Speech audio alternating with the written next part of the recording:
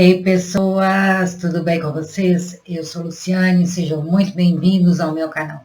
Aqui a gente faz um estudo mais aprofundado das realidades do mundo espiritual, da doutrina espírita, das leis divinas dentro daquilo que eu consigo entender. A gente faz uma leitura todos os dias, um livro de um cunho moral, um texto de cunho moral para fazer reforma íntima, e outro mais aprofundado da doutrina espírita, o que os textos trazem para a gente, para que a gente possa entender e aplicar no dia a dia. Então, eu venho aqui não como aquela que sabe de tudo, que está ensinando, eu estou só compartilhando meu processo de aprendizado com vocês. Estou aqui como aprendiz e não custava nada, eu já gasto esse tempo todos os dias estudando, eu leio em voz alta, então vim cá e gravar e compartilhar com vocês. Então deixem aí seus comentários, que eu aprendo muito com vocês. Curtam esse vídeo, é muito importante para mim. Se inscrevam no canal, compartilhem. Vamos fazer esse conteúdo chegar a mais pessoas que precisam. Hoje em dia, quem não está passando por desafios, né? Uns em menor, outros em maior grau, mas eu acho que aqui na Terra está todo mundo sendo pressionado a evoluir, até pelo momento que a gente está passando de transição planetária. Então é importante que a gente se dê as mãos e a gente se ajude. E o texto que eu vou ler hoje é do livro Segue-me, do Emmanuel. É o texto que o pessoal da Fraternidade falou para a gente estudar, do CEM, estudar essa semana, no quadro real. Deles a tua palavra, e o mundo os aborreceu, porque não são do mundo, assim como eu do mundo não sou. Jesus, tá em João capítulo 17, versículo 14. Jesus, ele é bem claro de falar que ele não é do mundo, né? E uma das coisas que a gente fala aqui muito na doutrina espírita, nós somos seres espirituais vivendo uma experiência material. E aqui na Terra a gente tem que aprender a estar no mundo, viver as coisas da matéria sem ser no mundo, sem ser dominadas por elas.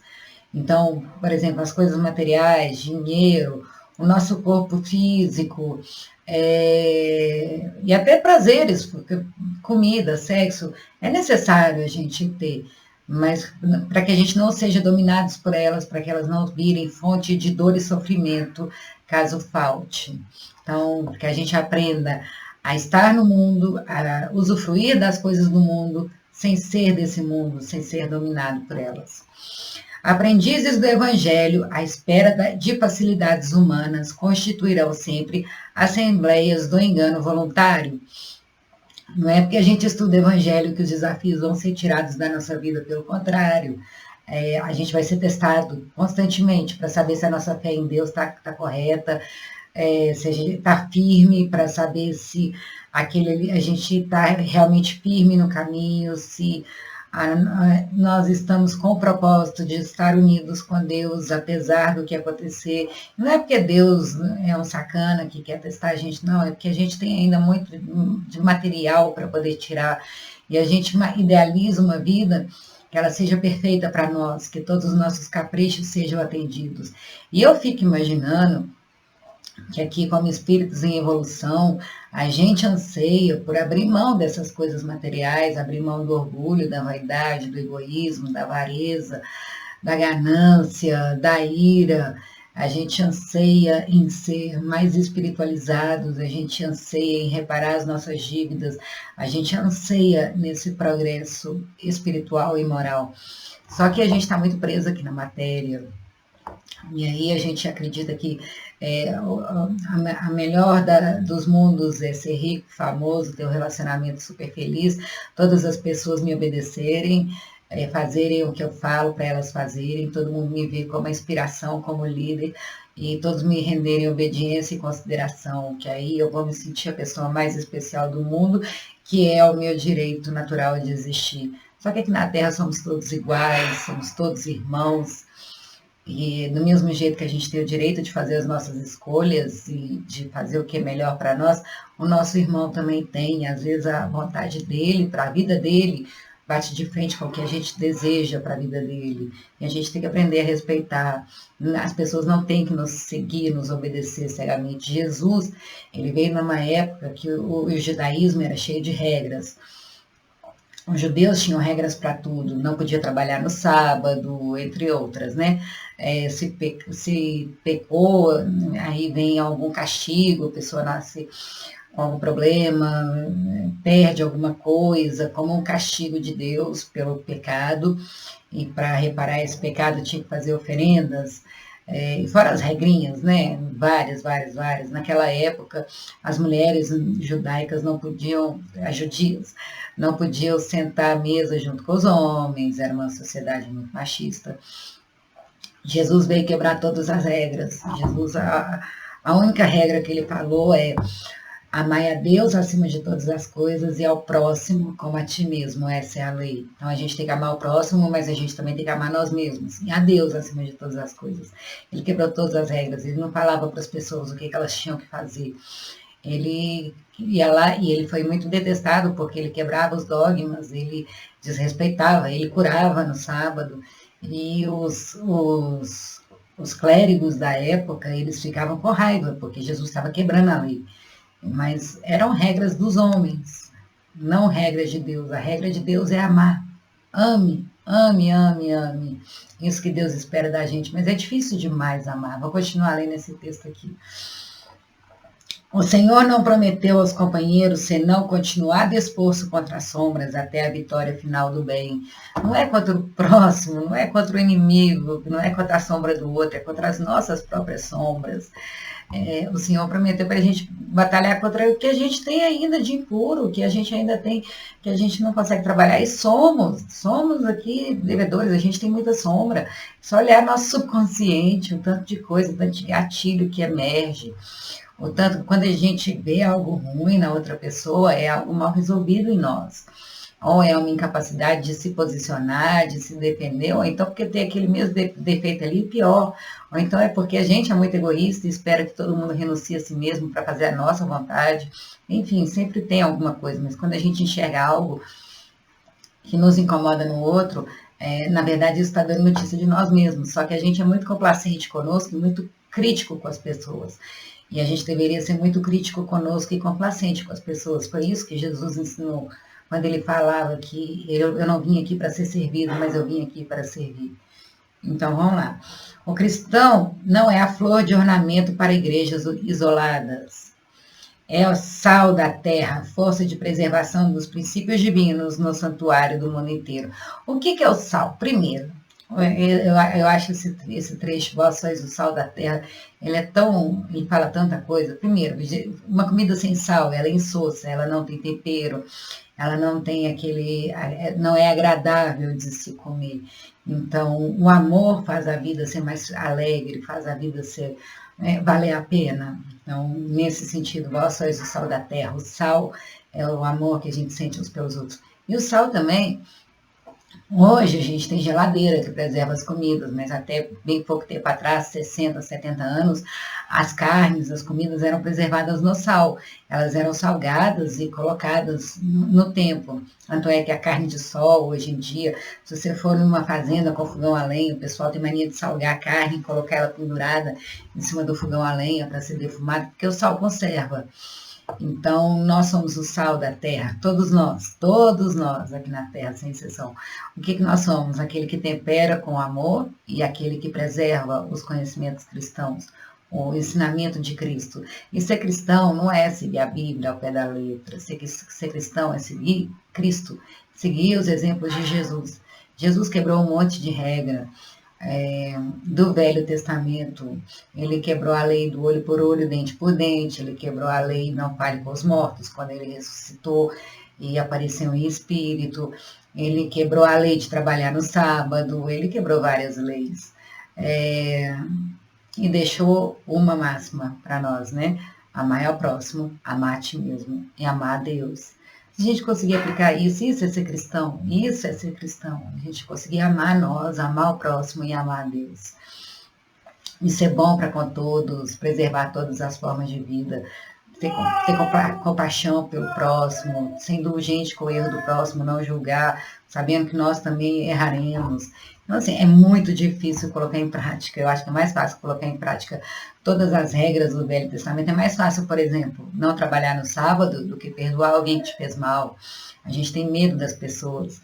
A criança não, a criança ela é muito inocente, ela ainda é muito, sem pouca bagagem, né? Mas à medida que a gente vai crescendo e as pessoas vão nos machucando, vão nos ferindo, a gente já começa a ter medo dos outros, e a gente começa a se defender antes mesmo da pessoa atacar. E aí, com aquela desculpa de não ser ferido, nós é que acabamos sendo cruéis. Então, pelas próprias experiências. E aí a gente começa a criticar as pessoas, a condenar, a julgar, mas na verdade o que a gente espera, no fundo das contas, é que as pessoas parem de nos machucar. E por isso a gente age como age. A gente não quer o mal do outro, a gente só quer que o outro pare de fazer mal. Mas aí, o que é fazer um mal, né? Porque de repente o mal para mim é o outro abrir mão de si mesmo, da sua necessidade, para poder fazer aquilo que eu quero, que eu acho que é meu de direito, que é meu capricho, sem dar ao outro o direito de escolher e fazer o que é melhor para ele. Não, tem que ser sempre o que é melhor para mim, em primeiro lugar, depois os outros. E aquele que não faz o que é melhor para mim, errado está.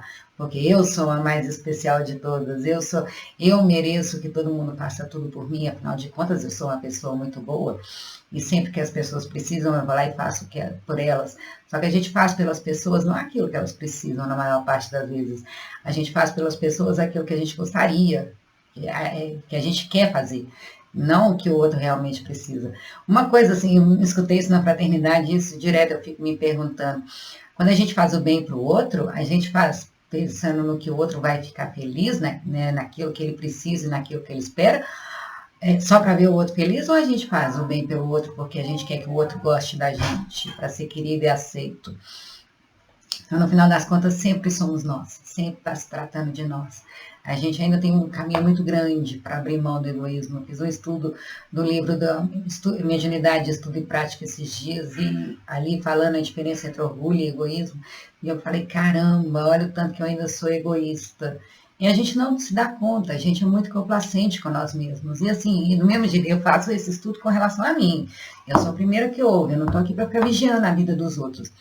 Mas eu vejo também muitas pessoas extremamente egoístas, orgulhosas, vaidosas. Só que não me cabe aqui falar o que as pessoas têm que fazer. E eu tenho que me transformar, sou eu que estou estudando, sou eu que estou procurando ter entendimento. E às vezes vai doer, às vezes eu vou ficar com raiva, que eu sou normal, tem sangue que corre nessa veia. Assim, e eu vejo assim, a gente fala que no trânsito é onde a gente mais enxerga as nossas imperfeições morais. Eu acho que não é no trânsito, é na internet. Os algoritmos tiram da gente tudo que está mal resolvido em nós, mostra todas as nossas sombras.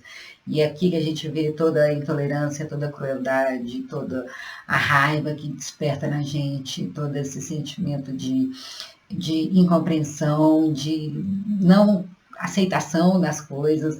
Os algoritmos despertam as nossas sombras. Aí a gente tem que ter sabedoria para olhar o que emerge de nós, trabalhar internamente, não se culpar por não ser perfeito, porque afinal de contas a gente está na Terra. Se a gente fosse espírito muito iluminado, a gente não estaria aqui nesse planeta de provas e expiações. Aceitar sem se culpar, ouvir a opinião dos outros, quando as pessoas falam, ó, você está pegando pesado aí, maneira. E tentar fazer essa reforma íntima, tentar ser compreensiva com as pessoas. É difícil, mas eu acho que a gente tem uma ferramenta incrível hoje a nosso dispor para que a gente possa enxergar as nossas sombras e se aperfeiçoar para fazer esse trabalho de evolução moral. Esse é o objetivo, não? Então, é uma ferramenta que é muito mal utilizada por muitos. Os algoritmos, eles mexem muito com o nosso inconsciente. Existiam até, tem um estudo, já foi provado, são as PSYOPs, são armas psicológicas, igual tem as armas biológicas, tem as armas nucleares, tem as armas de fogo, existem as armas psicológicas, que são utilizadas através das redes sociais, através dos algoritmos, para despertar nas pessoas o pior, para elas se tornarem mais intransigentes, para ela fazer a vontade daqueles que contrataram esse serviço. Mas a gente pode usar isso a nosso favor. Que a gente tenha sabedoria, né, e humildade para reconhecer que não somos perfeitos. E que a gente seja severo conosco e complacente com os outros. Que a gente inverta essas coisas e compreenda que quem quer mudar, quem quer melhorar somos nós. É difícil, mas esse é o trabalho que eu estou me propondo aqui. E às vezes as pessoas me mostram coisas a meu respeito que eu não gostaria de ter. Às vezes tem hora que eu fico com muita raiva das coisas que acontecem na internet. Eu falei, caramba, como pode? E aqui eu gravo todos os dias, então tem dia que vocês vão ver o meu estado de espírito mais exaltado, mas é exatamente esse trabalho. Não que eu seja perfeita, eu quero me melhorar, sem me culpar pelo que eu ainda não dou conta de fazer. Aceitando quem eu sou e parando, meditando, refletindo como eu posso ser melhor hoje, como eu posso melhorar. Qual é o próximo passo que eu consigo dar, não é o que eu devo dar, porque às vezes a gente não consegue fazer muito, mas sempre com essa consciência que ainda tem muito a ser reparado. Então, o cristão não é a flor de ornamento, ele não é aquele assim, o mais iluminado, que está lá para clarear o caminho de todo mundo, mas o sal da terra, aquele que veio para temperar com amor e para preservar os conhecimentos cristãos. E muitas vezes, e a gente vê isso no cristianismo primitivo, às vezes com a própria vida, que muitos não serão compreendidos. Às vezes a gente vê intolerância religiosa, isso me incomoda bastante, aí a gente fica revoltado, só que são pessoas que ainda não têm o entendimento. Então não cabe a nós querer que eles nos compreendam, mas a gente que já está nessa batalha contra a intolerância religiosa, compreendê-los, que eles ainda não dão conta de fazer. É um trabalho muito grande, é um trabalho muito difícil para ser feito, mas a gente tendo clareza no que a gente quer e de quem nós somos, a gente consegue. Um passinho de cada vez, mas a gente consegue. Pelo menos não fica parado, estagnado no tempo, né? Achando que o problema do mundo sempre são as pessoas ao redor. Mas aqui, nós somos os primeiros a buscar a própria reforma. Aqui está todo mundo comprometido com a própria evolução. Estamos no meio de uma transição planetária. O compromisso individual, a evolução individual, a ajuda nós temos o tempo inteiro. Nós estamos sendo assistidos por espíritos muito nobres. E os espíritos nobres são em muito maior número do que os espíritos das trevas. O problema é que a gente dá acesso a esses seres com pouca luz, nossos irmãozinhos das trevas, com as nossas imperfeições, com a nossa falta de vigilância, com a nossa soberba, com o nosso orgulho, com a nossa vaidade. A gente dá acesso a eles. Não que eles sejam maioria, é que nós ainda somos muito imperfeitos. A palavra de Jesus, nesse particular, não padece qualquer dúvida. Jesus sempre foi muito claro, principalmente com os exemplos. Se alguém quiser vir após mim, renuncie a si mesmo, tome a sua cruz e siga-me. Então é para renunciar seu orgulho, sua vaidade, o que os outros vão pensar a seu respeito, quais são as recompensas que vai receber por estar agindo dessa forma. Quantas pessoas não fazem a caridade só quando alguém está olhando? Não é para isso, é para ser assim o tempo inteiro. A gente está sendo observado o tempo inteiro por uma multidão de espíritos. Renunciar a si mesmo é difícil, abrir mão de si mesmo. Eu falo assim, eu vi a chamada no YouTube de novo, um ex-espírita falando que a lógica do espiritismo é muito perversa. A ética do espiritismo é perversa, porque fala de reforma íntima, fala de autorresponsabilidade. Eu não cheguei a ver o vídeo, não, eu quero ver. Ele foi recomendado para mim de novo. Mas você quer ética, a ética mais bonita que existe é de Jesus, mas você quer coisa mais perversa do que Jesus virar e falar para a gente, se alguém lhe bater em uma face, dê a outra face? E esse foi o ensinamento de Jesus. E Jesus fez isso. Na hora que ele foi para ser crucificado, ele foi na noite anterior, no monte, rezou. Ele sabia que seria traído por Judas. Ele sabia que Pedro iria negá-lo 3 vezes. Ele sabia que iria ser açoitado, apedrejado e crucificado. E mesmo assim, o que ele fez depois que ele teve as revelações? Pai, seja feita a vossa vontade. Ele deu a outra face. O Jesus não foi Jesus pelas palavras dele, mas pelo exemplo dele, de amor, de brandura, de caridade, de aceitação, de compreensão. E assim, que bom que ele pisou aqui na Terra, né, para deixar o caminho para nós. É o caminho mais difícil? Certamente que é. mas é o caminho que um dia, mais cedo ou mais tarde, todos nós iremos percorrer. Não é se nós vamos percorrer, mas quando. E o que tanto que nós vamos precisar sofrer para parar de seguir no caminho que nos leva ao erro, às paixões, para começar a seguir o caminho que nos leva à perfeição. Um dia todos nós seremos espíritos puros. Essa a questão é quando.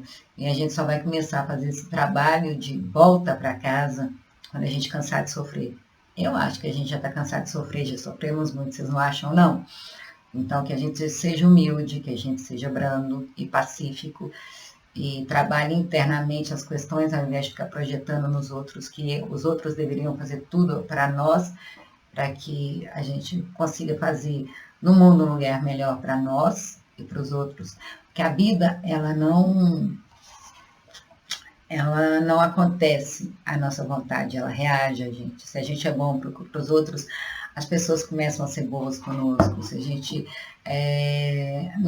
Às vezes vão aparecer pessoas que não vão ser legais com a gente, mas na maioria das vezes vão aparecer pessoas bacanas.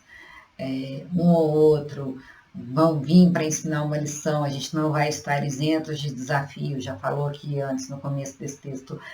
Mas, de um modo geral, a gente vai ser muito mais, a gente vai ter muito mais méritos, vai receber muito mais coisas melhores, até mesmo pela nossa consciência, que vai estar em paz conosco, que vai nos deixar dormir, e que não vai nos deixar ficar com medo de cada momento aparecer um inimigo querendo tomar tudo que eu construí, ou então querendo me prejudicar.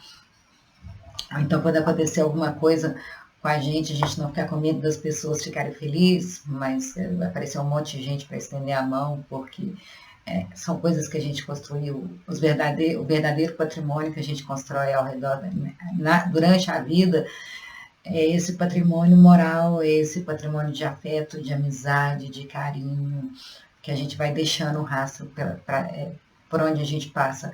Mas se a gente também construir um patrimônio de ódio, discórdia, desprezo, sarcasmo, também vai deixando um rastro e vai nos acompanhar.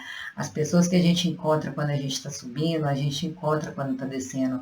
A vida é um ciclo, ninguém tem uma vida certinha, estagnada. Tem hora que eu preciso de ajuda, tem hora que eu sou capaz de oferecer ajuda. Nós somos interdependentes, a gente interage o tempo inteiro. Então, a gente vai ser, no final das contas, a gente vai viver segundo as nossas obras. Os nossos atos nos defendem ou nos condenam. Então, que a gente seja bom, para que a gente construa a nossa defesa, não que a gente crie um discurso hipócrita, ou um discurso falso moralista, ou um discurso tendencioso para nós, complacente com os nossos erros.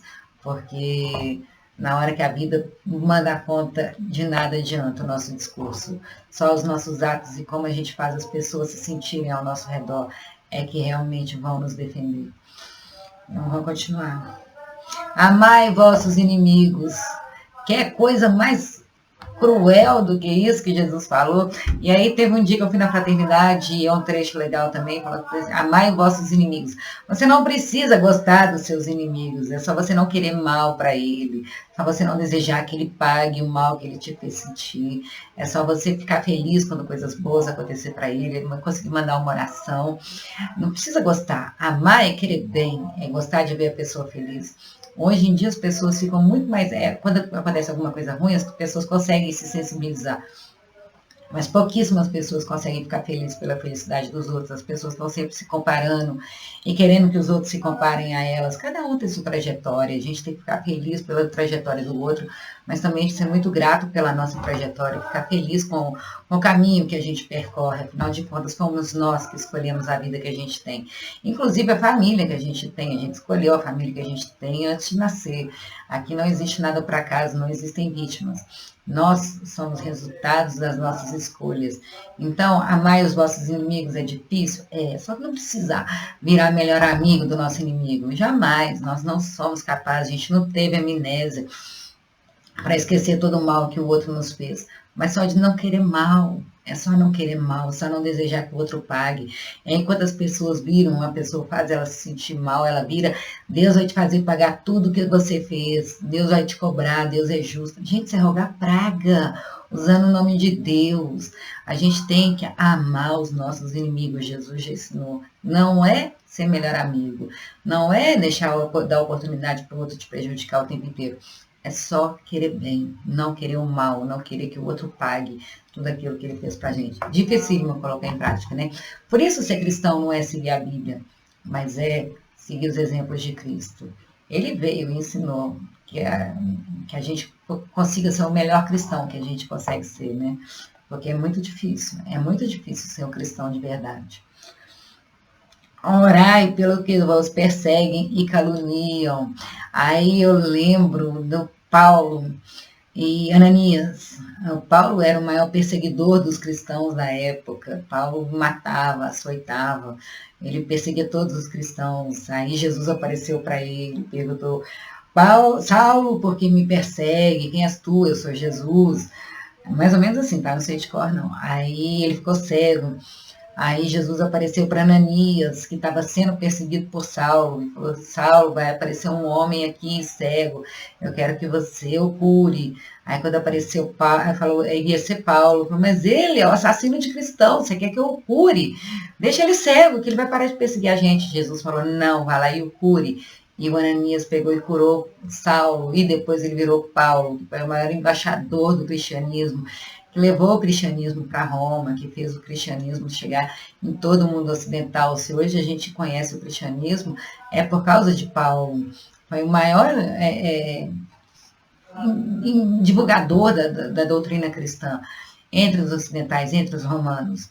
Era a missão dele, mas precisou primeiro que Ananias perdoasse o inimigo e orai pelos que o perseguiam e fizesse o bem para ele, não pagar o ódio com o ódio, mas pagar o ódio com o não ódio. Não era amor, mas tipo assim, vou fazer a parte que me cabe. Eu tenho o dom da cura, eu vou curar Saulo. E Saulo virou Paulo, e o resto é história que a gente conhece. Então, ser cristão é muito difícil, mas os exemplos estão aí aos borbotões.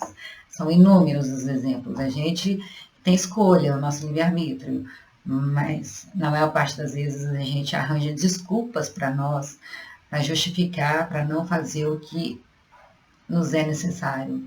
A gente sempre coloca a culpa no outro, arranja um monte de desculpa. Repito, nós somos complacentes conosco. Ah, não, mas eu fiz isso porque fulano fez aquilo, senão ia ser prejudicado. Não, Jesus é claro, amai os vossos inimigos, orai por aqueles que vos perseguem e caluniam. E quem fez isso deu o exemplo de vitória, de amor, de bondade, e o resultado a gente vê até hoje. Se a gente fizesse um pouquinho da parte que nos cabe, eu acho que o mundo seria muito melhor. E eu sou a primeira que ouve, eu sempre deixo isso bem claro. Bendizei os que os maldizem. A pessoa fala mal da gente, qual que é a nossa reação? Nosso orgulho. A gente se sente diminuído. Quantas pessoas não precisam diminuir os outros para se sentir superior? Pura vaidade. E aí a gente começa a falar mal do outro e começa a procurar defeito no outro para justificar, desqualificar o outro, desqualificar a opinião do outro para que a gente não se sinta tão diminuído. Não, a pessoa fala mal da gente, ela é assim.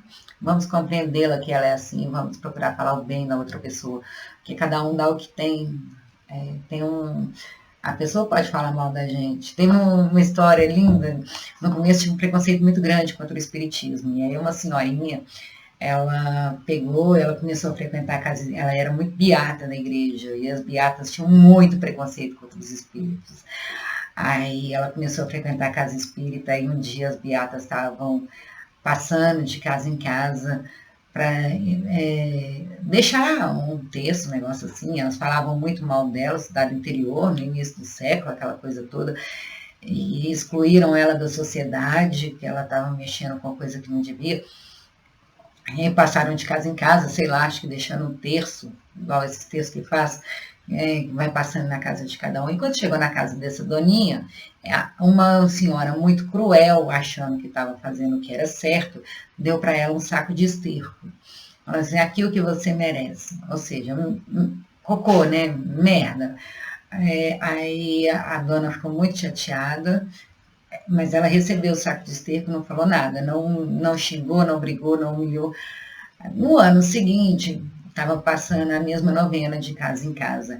Aí, quando a dona passou lá, ela entregou outro saco de esterco, aí essa que recebeu, que era a espírita, que tinha se convertido ao espiritismo, virou e falou assim, ô minha irmã, vem cá, você me trouxe aqui um presente, mas o esterco que você deixou para mim o ano passado, eu plantei essa flor para você, cada um dá o que tem. Então é isso, o outro fala mal da gente, mas isso não é desculpa para a gente falar mal do outro, a não ser que esse seja o nosso conteúdo, seja aquilo que a gente tem para oferecer para o outro. Calúnia, difamação, maledicência, sarcasmo, colocar em dúvida a reputação do outro, diminuir o outro para que a gente se sinta melhor. Esse é o nosso conteúdo, é isso que nós vamos fazer. Mas quando o nosso conteúdo é amor, bondade, compaixão, é isso que a gente vai oferecer para as pessoas. E, gente, eu estou fazendo uma análise aqui do livro, tá? Eu procuro tentar colocar em prática isso na minha vida o máximo que eu consigo, mas nem sempre eu dou conta. Eu estou só falando o que o livro fala e o que os estudos trazem para a gente. Ser cristão não é fácil. Orai pelos que vos perseguem e caluniam, bendizei os que vos maldizem. Emprestai sem nada esperardes. Quantas vezes a gente só faz as coisas porque a gente vai ficar com crédito de favores e aí as pessoas vão ter consideração conosco, e quando a pessoa não tem consideração conosco e não nos trata de volta da maneira como a gente gostaria de ser tratado, ou a pessoa vira e fala um não pra gente, aí a gente fala, nossa, fulano é um ingrato, não tem consideração. Então, se a gente fizer alguma coisa para o outro, fazer sem esperar nada em troca, fazer porque a gente quer ver o outro feliz, não porque a gente quer criar uma rede de favores, onde cada um vai abrindo, vai ficando devedores uns dos outros. Aqui é mundo de prova e expiação, somos devedores uns dos outros naturalmente. Não precisamos criar mais dívidas, precisamos saldar as nossas dívidas e começar a fazer tudo por boa vontade, porque é nosso. Que é da nossa natureza, amar e servir, que é o que a gente tem de mais sublime e mais sagrado. Não julgueis para não serdes julgados. Difícil, né? Principalmente quando a pessoa nos machuca. E aí, quando a pessoa nos fere, quando a pessoa nos ataca, quando a pessoa mexe com o nosso... faz a gente se sentir menor, quando a pessoa fala uma mentira a nosso respeito, aí a gente vai lá e julga. Quando a gente vê algo de errado, eu aqui já julguei várias vezes. Ai, tá vendo? Aqui eu tenho que colocar na prática. Meus filhos abençoados, iluminados, vêm cá bater na porta só para poder me assustar. Mas tá bom, não julgues. Eles estavam querendo só brincar. Não julgues para não serem julgados. A mesma medida que a gente mediu o outro, a gente vai ser medido. Aqueles que esperam ser perdoados, mas na hora que é para dar o seu perdão, não dão. Então, a internet faz a gente querer julgar muito os outros. Na internet as pessoas expõem muito a sua vida pessoal. E é um mar de gente, cada um com uma opinião diferente. Algumas pessoas mais lúcidas, outras mais ignorantes. A gente vê de tudo misturado. Tem louco para tudo quanto é nível na internet. Então, às vezes a gente não julga alguém que está aqui ao nosso redor, mas chega a pessoa na internet, você vai lá e julga. Então, esse daqui é um exercício que eu acho que toda a humanidade ainda precisa fazer. E se a gente está julgando, a gente está dando notícia de nós mesmos. Freud já falava, quando Pedro fala sobre Paulo, eu sei mais de Pedro do que sobre Paulo. Então, que a gente aprenda a ser mais indulgente com o erro dos outros, a ter compaixão e benevolência para com todos. Mas esse negócio de ser indulgente com o erro dos outros, a gente ainda tem muito que aprender. Entre vós, o maior seja servo de todos. Esses dias eu li um texto no livro...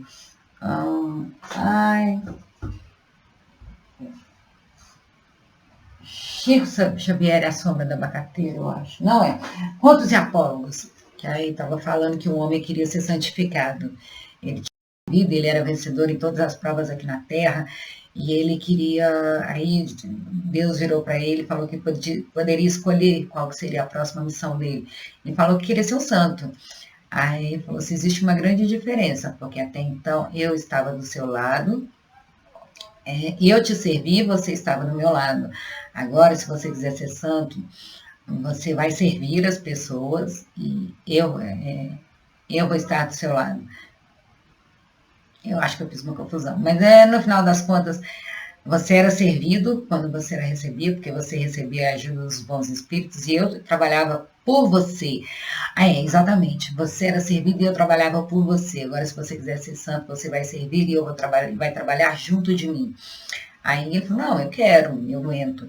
Aí, como santo, o tempo dele não mais pertencia a ele, as pessoas reclamavam a atenção dele o tempo inteiro, as pessoas reivindicavam, ficavam com raiva quando ele não fazia aquilo que elas gostariam, que elas esperavam, elas não retribuíam com consideração e gratidão, e sempre exigindo, exigindo, exigindo, exigindo. Então, para a pessoa ser santa, por exemplo, Chico Xavier, ele trabalhava todos os dias numa repartição pública, ele nunca chegou atrasado, de 8 às 18. E ele ia para psicografar os textos, ele ia para dar palestras à noite. Chegava sábado, teve um dia, um encontro lá que ele falou que estava a sombra do abacateiro, reunião no sábado, a sombra do abacateiro, que ele tinha psicografado até 6 horas da manhã, estava pingando de sono, mais 8 horas ele estava lá, porque as pessoas estavam esperando por ele, e o Emmanuel queria falar, estava lá para falar pelas pessoas. Então o tempo não pertencia a ele estava sempre vivendo para as pessoas. E ele não podia reclamar, ele não podia blasfemar, ele não podia xingar, nem com a incompreensão das pessoas, nem com a ingratidão das pessoas, nem com a exigência das pessoas. Teve uma dona que deu um tapa, chegou, ele recebia as pessoas, e ela chegou e ela deu um tapa na cara do Chico. Aí o Emmanuel apareceu para ele na hora, o Chico já ia reagir, ele ficou com raiva. O que eu fiz para essa dona para ela me dar um tapa na cara? Eu, uma pessoa de respeito, sempre procurei respeitar todo mundo, amar o próximo, ela vai me dar um tapa na cara? Aí Emmanuel só fala para ele assim, Chico, contém-se. Você tem a razão, mas ela tem a necessidade. Aí ela pegou e falou, ela tinha acabado de perder um filho. Então, assim, a pessoa renuncia a si mesma o tempo inteiro. Isso é ser santo. A gente aqui o tempo inteiro, a gente está sendo servido pelos amigos espirituais, pelas pessoas ao nosso redor. Se não foi interessante para a gente abrir mão do nosso tempo para fazer uma coisa que é boa para nós, em função do próximo, a gente não abre mão do nosso tempo, a gente não deixa de fazer o que é bom para nós, para fazer o que é melhor para o outro, salvo raríssimas exceções. A gente ainda, quando faz, a gente ainda fica com raiva, a gente reclama, a gente exige uma reparação, a gente exige uma consideração por parte das pessoas. Olha, eu fiz isso, então agora você vai ter que fazer isso por mim. A gente ainda é muito nessa coisa de ser servido pelas pessoas, do que de se colocar à disposição das pessoas e abrir mão de si mesmo para ver a felicidade do próximo. É muito difícil ser cristão. Quanto mais eu estudo, mais eu tenho essa consciência. E quanto mais eu tenho consciência do tanto que eu sou imperfeita ainda, do tanto que eu preciso melhorar. Buscar a porta estreita. Acho que eu tenho falado isso aqui o tempo inteiro, né? A porta estreita é a mais difícil. É isso que esse texto fala. Eis que vos envio como ovelhas ao meio dos lobos. No mundo terei tribulações. Então a gente vai estar rodeado de lobos, se não é que nós não somos os lobos de outras pessoas. No mundo teremos tribulações. Jesus, que não fez nada por merecer, teve. Não é que se a gente for cristão, nossa vida vai ser abençoada, a gente vai viver como anjinho, vai tudo ser do jeito que a gente gostaria. Não, e não é por maldade de Deus. É porque a gente está aqui para evoluir, a gente tem que perder muita coisa, muito vício moral, vício físico, parar de falar dos outros, parar de reclamar, parar de blasfemar. A gente tem que deixar de ser menos vaidoso, achar que é mais importante que o outro, afinal de contas somos todos iguais. A gente tem que ir deixando essas coisas pelo caminho. Teremos tribulações, não é porque nós estamos nascendo do progresso espiritual, da iluminação espiritual, que nossa vida vai ser um mar de rosas. Não. O mar calmo não faz bom marinheiro. Mediante afirmativas tão claras, é impossível aguardar em Cristo um doador de vida fácil. Quem quiser me seguir, carregue sua própria cruz. Renuncie a si mesmo, carregue a sua própria cruz. Ele deixou bem claro. Ninguém se aproxime dele sem o desejo sincero de aprender e melhorar-se. Ser cristianismo é esperança sublime, amor celeste e fé restauradora na vida futura.